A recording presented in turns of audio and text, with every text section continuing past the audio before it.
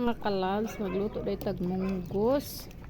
Ayan, lingaw kay na ako munggos, ganyan mga kalabs, ini atuloy kog umano, abi na kog wala na nagkalayo. Sa diyang pagbalik nako, naubsa na siya tubig, may na lang kay wala pud siya napagod.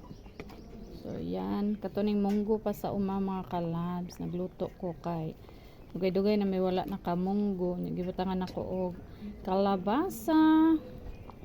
Ayan, kalabasa mga kalabs unya.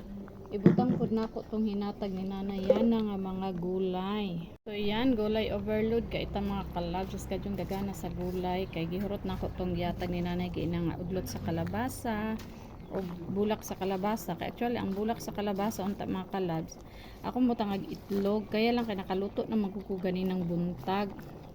Unya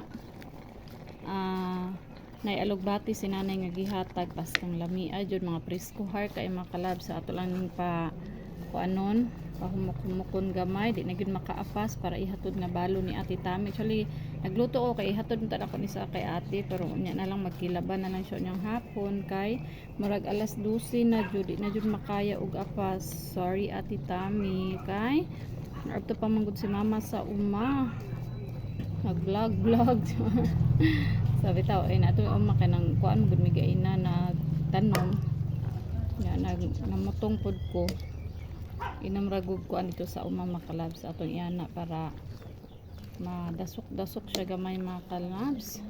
So unsay paniud to ninyo diaron mga kalabs, dire ra ko sa gamay nga kuan nagluto kay para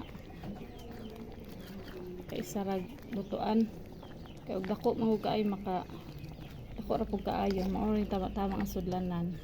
So yan mga kalabs, thank you for watching and please like, follow and share my videos and always remember love lang tayo mga kalabs. Don't forget to play my ads and watch my ads. Thank you mga kalabs, have a blessed Thursday everyone.